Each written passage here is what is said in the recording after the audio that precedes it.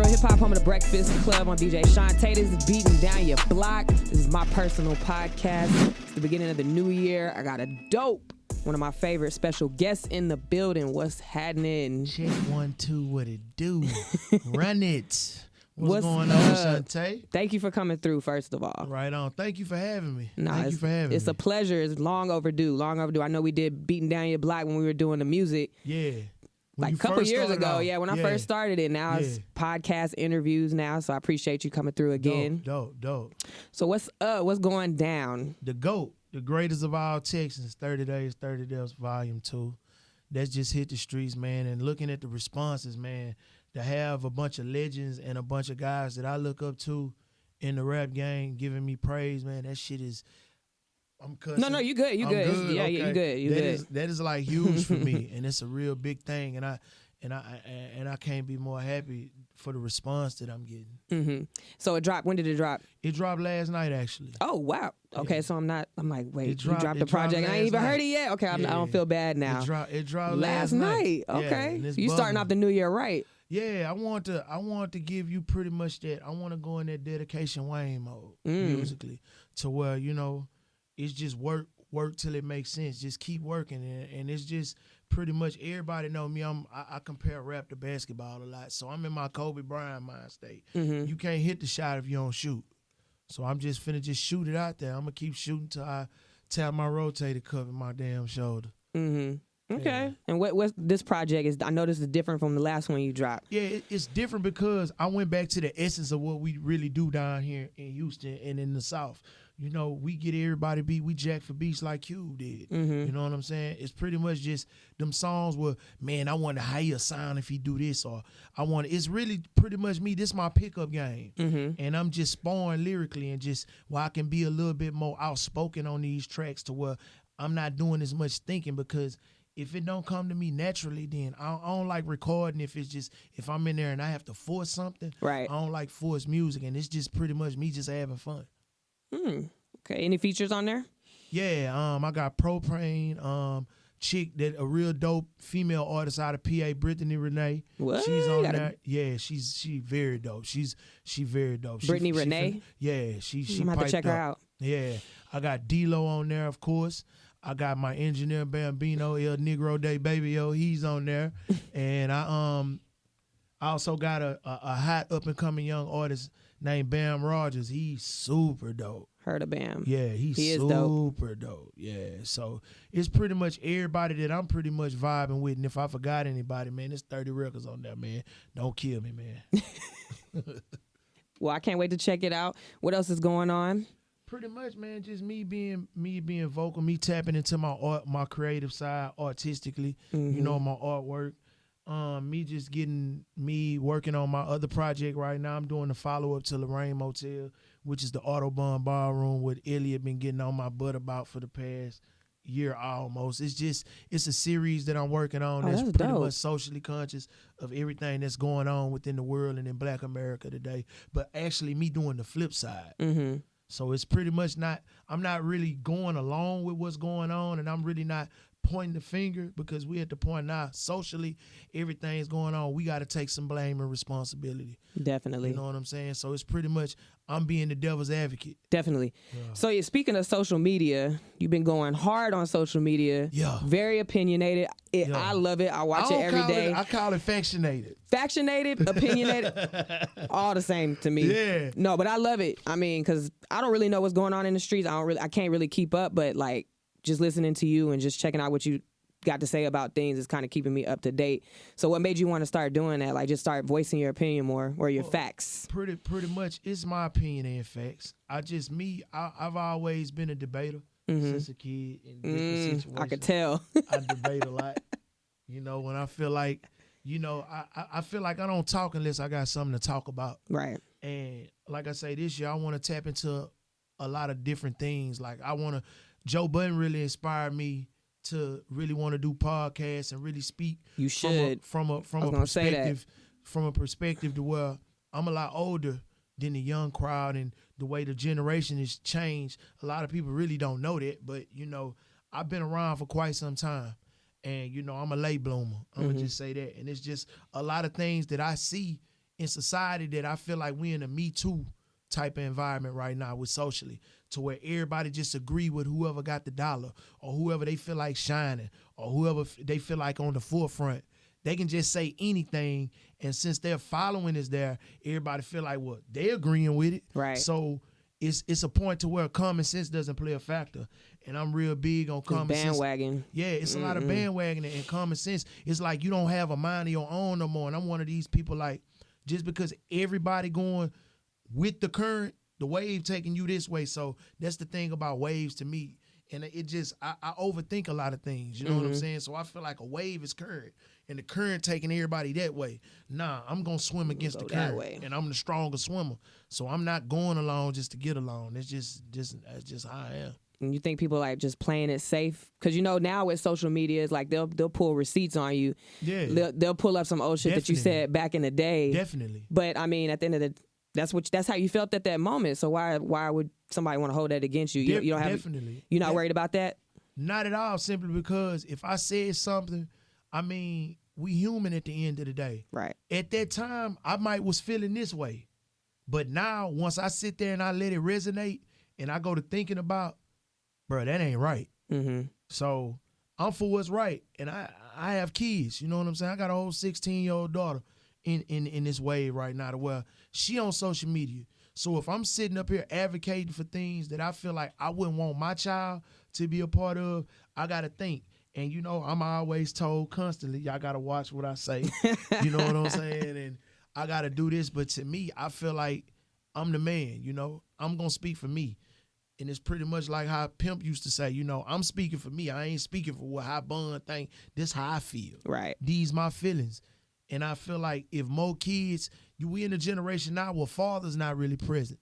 You know what I'm saying? To where they speak on the OGs not giving you this. And I feel like a lot of youngsters feel like, man, help us do this or give us this and we need a leader that. Nah, y'all wasn't taught to lead. Get it. You know what I'm saying? A lot of people call themselves kings, but they look for the knights to lead them. A king don't look for no knight to lead. A king instruct a knight. This what you need to do. And I feel like those are the knights. And if I'm going to call myself a king or whatever, I feel like I got to lead responsibly. I'm not going to tell you something to where, man, you going out here robbing and you going out here doing this. It's a way to do that. Nah, wrong, bro. Wrong, yeah. Across the board. First, we got to identify that that's wrong. Or this way of thinking is wrong. Nah, bro, we going to identify that.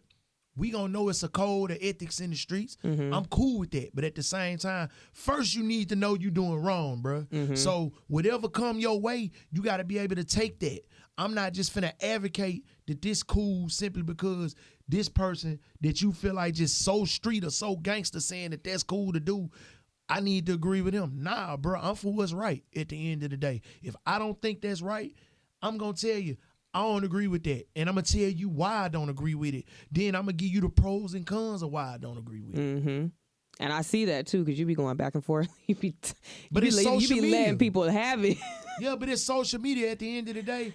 I feel like the gift and the curse of social media is this, just like you said at first. Whatever you put out there, you got to always remember the red light on at all times. So whatever you put in the atmosphere, the universe going to give it right back to you. That's and that's karma, and you got to look at karma. That's why I say common sense play a factor, and that's why I'm going to call my podcast Common Sense Ain't Common No More, because it's really not. So you got a podcast already? It's in the works. Oh, okay. Yeah, it's in the works. Oh, I'm definitely checking that out. When you think that's going to drop? I want to say probably spring. I want to really line it up. I want to really see me. A lot of people always tell me, and musically, I feel like if you put your hands in too many pots, the main thing first is I want to deliver the music. Right. And I want to be able to have the music create the platform for me to be able to do this. Once I have the attention, and it's certain situations to where when you drop something, you boiling hot, I want to keep that same fizzle going on and then drop it while all the attention there to where I can gain more attention to what this what I do. So that's why I'm a lot outspoken on my social media platforms, because I want people to know I'm a realist. I'm not an idealist. I don't really do good on the imaginary things or really the hypothetical thinking and all that. Nah, I'm a realist, bruh. right, wrong. And if it's wrong, I'm not going to justify that. I know what I'm doing and I know what I'm saying. You might don't agree with it. It's the ugly truth. Yeah. Everybody like the beautiful lie. Don't nobody like the ugly truth. I know that's right. So as like in Houston or as in Texas, how are you feeling about the music, the industry, the artists coming up? What you think about it? I love it right now. It's more talent. To me, it's more talent now than it's ever been. And that's the gift of social media. You're able to see everybody else TV station or what they have going on, and you're able to reach and see a lot more talent. It's an abundance of talent now. But what I'm really digging is the female rappers is coming we were back just to talking life. about that. That's they what I'm are, really loving. yeah, they shutting shit down. Are killing right now. Yeah. And the youthful talent around here is more producers, videographers, everybody that's within the culture. It's a lot of people. You got to have a lot of different avenues now within the culture. And to me, it's just now we just need a structure within the city in order for it to be facilitated correctly. But, man, I'm proud of what Houston looking like. So right how do you now. think we can get that structure? I mean, it's gonna start with the people that's barely not full. For one, if you got a lot of the older guys and the people that have a platform and that's been in the game, it's not about let me grab this youngster hand and take him up here. You don't understand what relationships can really do for other people when you're in a relationship. We can be in a room right now at a dinner table, and it might be 3 key executives at that dinner table, and you just bring a name up. Instead of bringing yourself up, but really just, even if you feel some type of way about somebody, see me, the blessing in me, if I'm in that situation, I'm going to really, whether you like me or not, I don't have to like Michael Jordan as a person. As a sports person and as a fashion designer with his shoe, I dig, bruh. Now, what he do outside of the basketball court and outside of Foot Locker, I don't give a damn about. Yeah. So if I'm in a situation where I'm able to speak on somebody, yeah, bruh, like YB Puerto Rico, he hot. Harold Lee, he hot. You know what I'm saying? Or, you know, Dunn in Houston, he hot. Or, you know, Lil DJ, he hot. Or these Ken the Man, she hot. Libra Jolie, she hot. Like, it's so many. And these people that I'm naming, actually that, like, to me, the Stallion is a superstar. If I go, She got the whole package. She was the born total for that package. shit. She's the total complete package. And what I like about her, she's not accessible. Nope. Accessibility play a key. That mystiqueness as an artist, when you're not touchable, that plays a real big key. Because think about it, if it wasn't social media, who the main person you used to want to see? Mike. I wonder what Michael Jackson doing. I wonder what he doing. Like Hove and B, before they got really connected on social media, I wonder what they doing. So when they finally post something, all the attention there, because that mystiqueness there. Yeah. She got that mystiqueness about herself that to me, she a whole superstar. Cause I'm like, how the hell like we live in the same city and And you ain't I've never seen met her. this lady. That's the dope part. I'm like, about what the fuck? Because that make you and be I know more, everybody. that make you be more receptive to what she got going on. And then I'm getting calls from New York and Beats asking me about her, and I'm like, she dope. I don't know her, but she dope. Like, and I thought that That's was even cool. with Don Toliver. Like, it's so much talent. It's a Hell little yeah. guy, my partner DJ Young Sam just put me on that. I can't remember the little homie name, but he be around Bloodbath a lot. Bloodbath dope, Junebug, Fast Lane. You know what I'm saying? It's more names now. And then from the era I came from, each neighborhood in Houston had a superstar. Yeah. Each neighborhood. You got Kirk on the east. You got Lil Jeremy on the east now. You know what I'm saying? You got Lil Donnie Houston from the east. Donnie Houston, my DJ partner, not him. I keep spamming my little homeboy DJ name wrong. You know, Donnie be good. Donnie be good. Okay, yeah. That's my little homie. Like he He on the been east hard. side. I'm just waiting for him. Super hard. I'm waiting for him to blow. You got the North. The North just full of talent. You got Raw Rap. You got 1501 cooking up. You got Ken the Man. You got Princess Richie. You got there's so many girls now that's just I rapping. ain't even never around. heard of that. Princess Richie. Yeah, you got like check her out. them. You got Kanika, another rap chick. She dope. You know what I'm saying? It's so much dope stuff that I'm seeing that's not on the surface, and it's a lot of people that's not at the surface that's just dope. You know what I'm saying? You got Lil Trill Sammy still. You got Dice Soho. You know, they pretty much almost household names now. Yeah. You know what I'm saying? And it's people that I know I'm missing, but it's just so much. It's a collective of almost 25, 30 artists. Yeah. But what I'm liking more so is that the females are Stepping up. competing and female side of rap coming back. That's true. That's Damn. Yeah, who the other little chick is Lil Perfect. Who? It's a little chick named Lil Perfect. She a Houston little chick to where she from the Southwest or something from what I'm seeing to where she had this social media following and she almost 2-3 million followers, but she dope. But you put me on because I don't know none of but that's what crazy. I always been. I'm gonna tell you a mutual friend we got, Lauren. You know what I'm saying? Yep. Elle used to put me on a lot of stuff, but I already be familiar with a lot of artists too, because it's like, man, I'm in the gym. They coming. I'm that dude Jay-Z was talking about eating that bowl of cereal. Yeah, man, my nephew, he not Houston though. You know what I'm saying? I got a nephew finna hit the streets, Ronnie Cash, The Truth. I think I heard of him before. Yeah. Oh yeah, he the truth, my boy. He the truth. That's that bloodline in him though. I mean, he do everything. You know, my little nephew, he's a producer. He mix master, records himself. He a one-stop shop, got the look.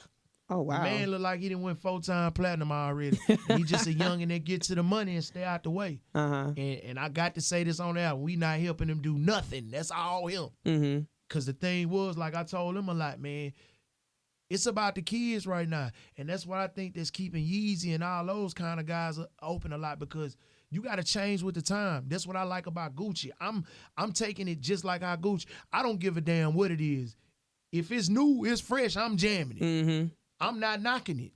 I don't give a damn mumble rap. That's cool. If the kids like it, I like it. Because you got to think, we used to dance and do all that back in the day. Right. So you got to, time change, you got to either evolve or revolve. So you definitely are supporting the up-and-coming artists. Do you think other people in your position or other rappers that have been doing this a while are doing the same? Or do you think it's a competition or like a beef or anything? It's always been competitive. This is a competitive sport. It's almost, you can compare this to any sport. Rap is very competitive. But instead of collabing or, like you said, taking them up under the wing, a lot of people rather belly not full. You know True. what I'm saying? You got people that still thrive for the light. I still thrive for the light. You know, I just feel like I'm a late bloomer. A lot of people say he should have been this, he should have been that. A lot of them people saying that woulda, shoulda, coulda, you in a position to really speak for them. Just like I say, it's the dinner table effect. right? If the right person at the dinner table and they looking to see whoever knows, it might be somebody listening in one of these names that I spoke on, because I'm in a position to speak on names. And people here come from me and they trust my judgment and they feel like, well, hell, he real musically inclined. It's music IQ up there. Yeah. Well, damn, let me, like you just said, let me go check them people out. And these people probably don't have a clue that I know who they are. That's crazy. They gonna know now. You know what I'm saying? But it's that bowl of cereal effect Jay-Z talk about. That's in my mind. Bowl of cereal effect. Jay-Z said, man, it's a kid at the table now eating a bowl of cereal, coming from my spot, studying everything I do. I just do the reversal side of that because I feel like I'm still competing.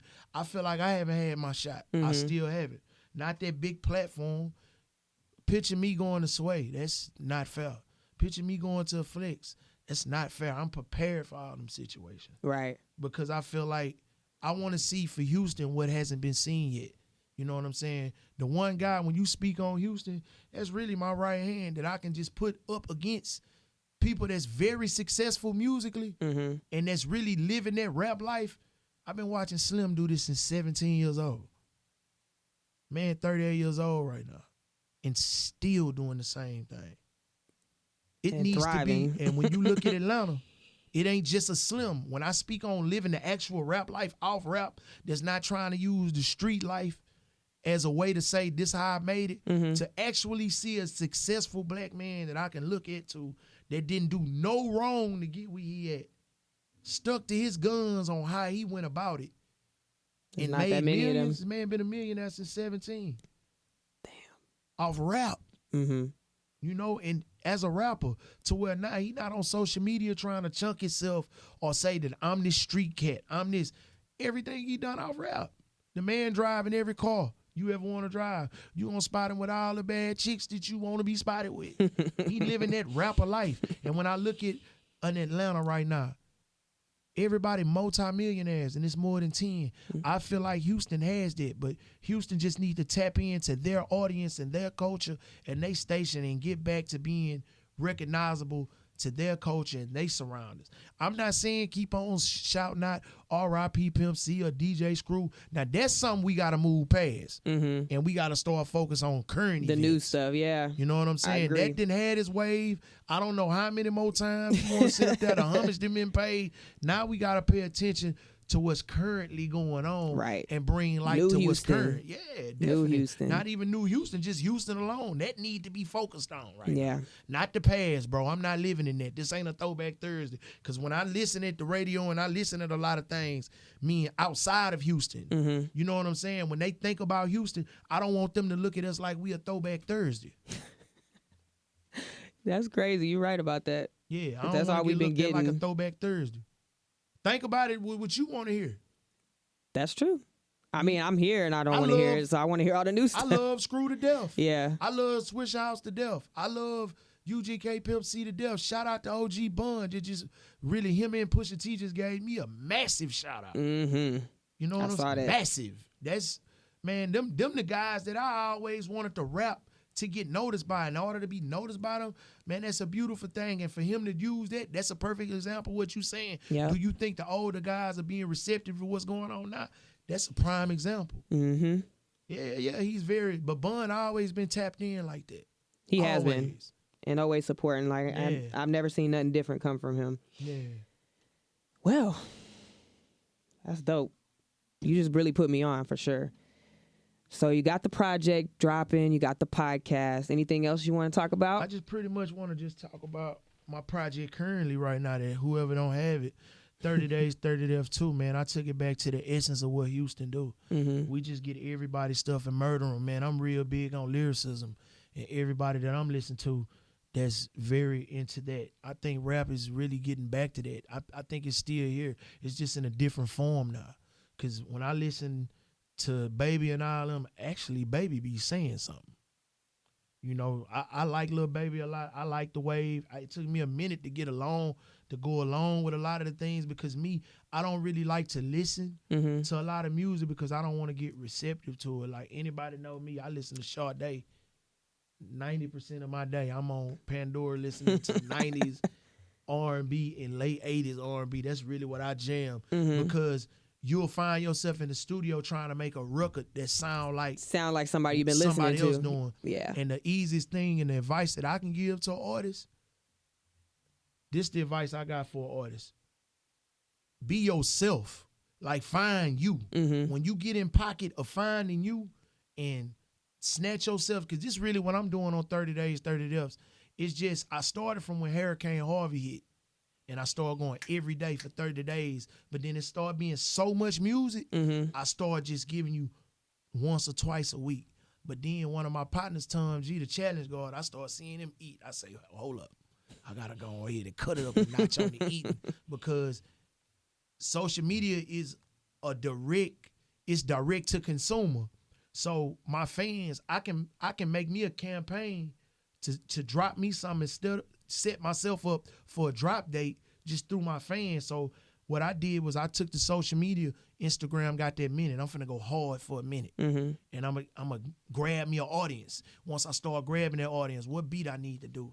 Let me go to the toughest beat right now. Whoever did this, let me approach it different in my own way. That's what we used to do when we made that's how y'all blew the hell up. Yeah, exactly. Made millions. Yep. I ain't gonna say I made millions because I don't need y'all coming to ask me for nothing. You know, let them tell it I ain't got nothing right now because they can't see what I got. That's cool. I'm good with that. That's how you gotta be sometimes. Bet. Well, let them know how they can follow you. Man, Killa Kyleon on all platforms, man. Twitter, Snapchat, you know, Instagram, whatever you on that social media tab. Google Killa Kyleon, the GOAT. GOAT, the greatest of all Texas. You know, that's what that is, man. You can see me on Houston Trends, too. That's right. Houston Trends. Shout out to In the Elliot. mix, you know. Well, thank you so much for coming through, chopping it up with me. I can't wait to check out the project. About to download it right now on my Apple and jam that shit all the way home. Much love. Beatin Please down. do that. Oh yeah, I definitely. promise you're not gonna skip nothing. Oh, I already know. You're not gonna. You ain't even gotta tell me. Skippers. On the skipper, not doing the skipper, the flipper. I jam that. I ain't no skips over here. This is Beatin' Down Your Block. I'm DJ Shante. We out.